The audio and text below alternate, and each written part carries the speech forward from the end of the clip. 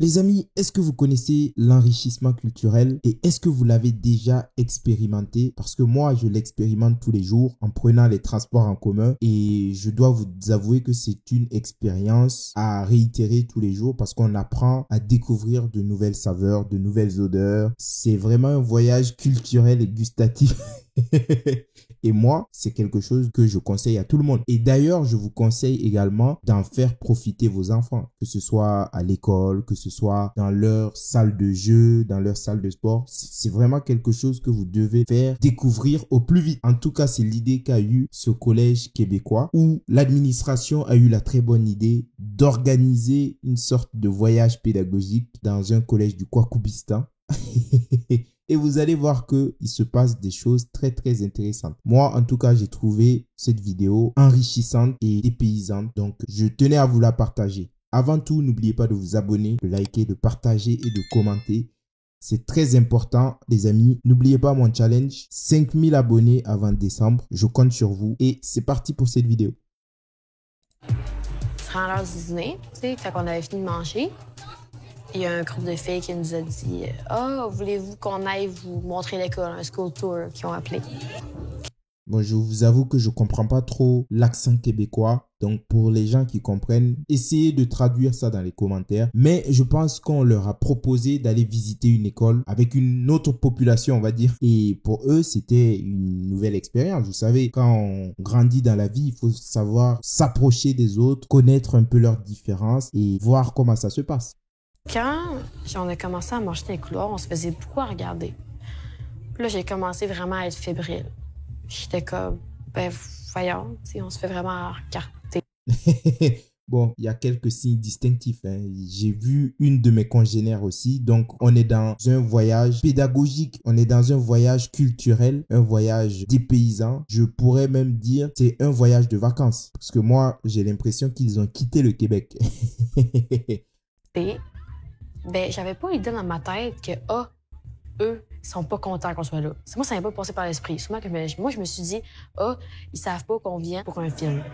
Mais non, mais ils sont contents. Mais qui vous a dit qu'ils n'étaient pas contents que vous soyez là? C'est comme les gens qui marchent dans la rue et qui disent on est arrivé dans certains quartiers du 9-3 et il y a des gens qui nous regardaient mal. Mais non, vous n'avez pas compris. C'est pas qu'ils vous regardent mal. Ils sont tellement contents de vous voir. Ils n'arrivent pas à cacher leurs émotions. Donc, peut-être que ça crée un petit bug dans leur tête. Et voilà, vous savez, quand on a un petit problème cérébral, il y a le visage qui se crispe. Moi, je pense que c'est ça, parce que ces personnes sont toujours heureuses d'accueillir de nouvelles personnes et je pense que en arrivant en Europe, elles sont très reconnaissantes vis-à-vis des personnes qui les ont accueillies. Moi, en tout cas, c'est ce que je pensais. Ils se sont mis à nous suivre, à crier, comme si il y avait un party. Mais oui, mais voici ce petit chenapard. Il rigole, vous voyez. Moi, je pense qu'il rigole. Il les accueille, ils font de petites danses traditionnelles, ils crient et tout. Ouais, c'est ça, hein, c'est festif, quoi. C'est festif. Mais pas dans le bon sens. Ils criaient, mais on dirait qu'il y avait de la rage, puis ils étaient insultés.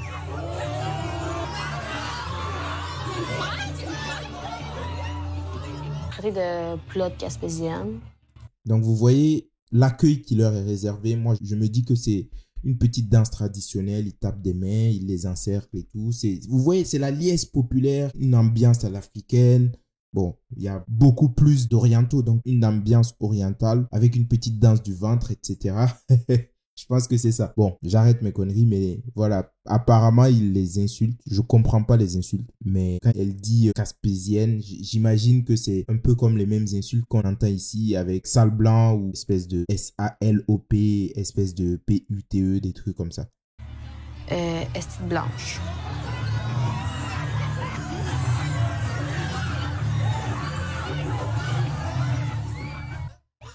Un petit peu partout. Apparemment, ça touche de partout là-bas aussi. Mais c'est maladif quand même, hein. Partout où il y a ces gens, Il y a des mecs qui touchent un peu partout, mais par contre, dès qu'on dit ça, il y a tout le monde qui te tombe dessus, qui te dit oui, mais tu racontes n'importe quoi, ça n'a pas d'origine, ça n'a pas de race, ça n'a pas de couleur. Pourquoi, encore une fois, je le rappelle, c'est dans un collège, hein. Depuis qu'ils sont tout jeunes, apparemment, ils ont un instinct déjà très développé à ce niveau-là, hein. Est-ce que il faudrait faire une généralité? Non, je ne pense pas, mais est-ce qu'il faudrait aussi se poser la question de savoir pourquoi ces gestes ont une telle récurrence chez un certain type de population? Moi, je pense que oui. Pourquoi c'est toujours les mêmes personnes qui s'illustrent avec ce genre de comportement? Moi, je ne sais pas. Et j'aimerais bien que ça cesse parce que on sait tous que c'est proscrit par la loi, on sait tous que c'est interdit, c'est mal poli, c'est du V, mais quand il y a certaines personnes qui le font, bah, bizarrement, c'est tout de suite plus toléré. On va savoir pourquoi. OK. Est-ce que vous pouvez me parler de votre expérience à Pierre-Lapin? Avec tout ce qui s'est passé aujourd'hui. Donc là, c'est le petit débrief après le feu de l'action et on va voir ce que ces jeunes pensent de cette petite incursion en terrain hostile, exotique. Vous avez des trucs comme ça à votre école? Ben, des fêtes, oui, mais c'est un pas 50. Mettez ça en tête, nous on en sort à chaque semaine. Ouais, chaque semaine, habibi chaque jour. Donc apparemment, les garçons disent que ça n'arrive pas dans leur école. Eux, ils ne connaissent pas ce genre de comportement. Ils n'ont jamais été témoins de ce genre de comportement. Tiens. Est-ce que ce serait de méchants massistes qui sont en train de diffamer ces pauvres petits qui ont tout fait pour les accueillir dans de bonnes conditions? Moi, je pense que c'est ça. Stop au massiste. Faut arrêter à un moment parce que il y a des jeunes qui se sont mobilisés pour vous accueillir. Soyez au moins reconnaissants. Oui. Ils ont été un petit peu tactiles, mais c'est culturel, vous voyez. Ils essayent de vous saluer, de vous souhaiter la bienvenue, etc. Je pense que c'est ça. Hein? C'est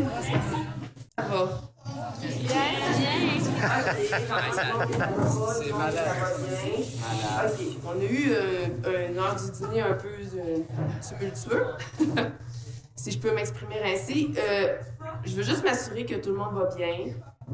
Donc ça, c'est l'intervention maintenant des profs. Je pense que j'ai pas besoin de vous donner son orientation politique. Vu sa coupe de cheveux et vu son habillement, on a deviné déjà pour qui elle vote et vers quel parti elle penche. Hein. On est correct. On met ça derrière nous. À mes côtés, M. Philippe Lamoureux, le directeur de l'école, qui est venu nous dire un petit coucou, il y avait quelque chose à nous dire. Je demandais, vous souhaitez la bienvenue, mais il paraît que les élèves s'en sont chargés. Alors, ah bah oui, tes élèves se sont bien chargés de leur souhaiter la bienvenue. Ils ont même bien touché là où il fallait. Hein. Votre présence semble avoir causé un effet de curiosité. Où est-ce que il y a plusieurs gens qui se sont demandé, mais c'est qui ce paquet de jeunes blancs-là qui débarquent? Donc ça, c'est de la curiosité.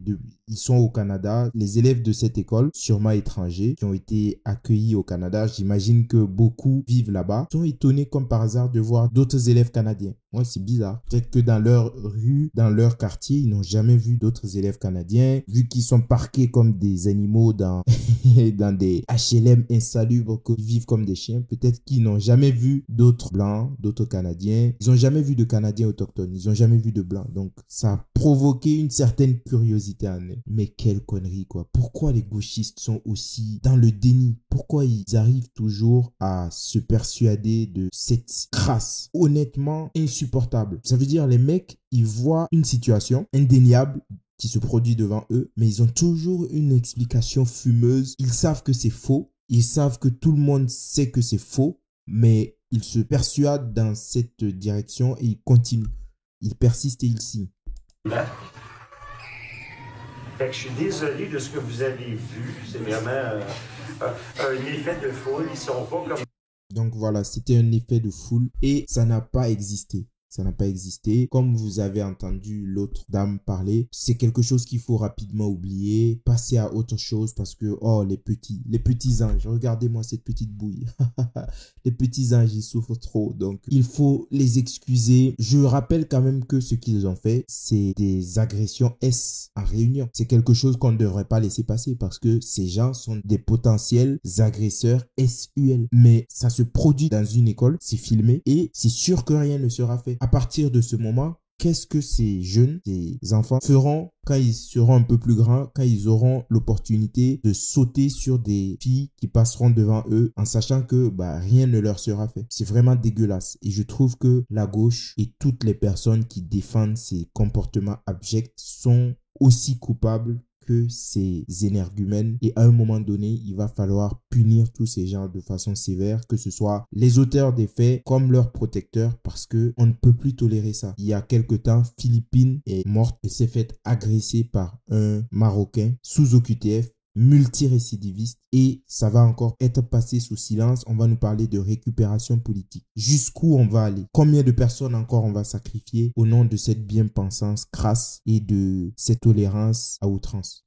Je ne sais pas. Mais en tout cas, regardez cette vidéo. Prenez soin de vous, prenez soin de vos enfants. Parlez-leur, essayez de savoir ce qui se passe à l'école. C'est très important parce que aujourd'hui, il y a tellement de méchanceté depuis qu'ils sont tout jeunes qu'il faut vraiment s'assurer qu'ils vont bien et faites au mieux. Moi, c'est tout ce que je peux vous dire. Je commence à être écœuré de toutes ces situations. Je sais que vous aussi. Courage à nous. Je vous remercie d'avoir suivi cette vidéo. N'oubliez pas de vous abonner, de liker, de partager et de commenter. Et je vous dis à très bientôt pour une autre vidéo. Ciao.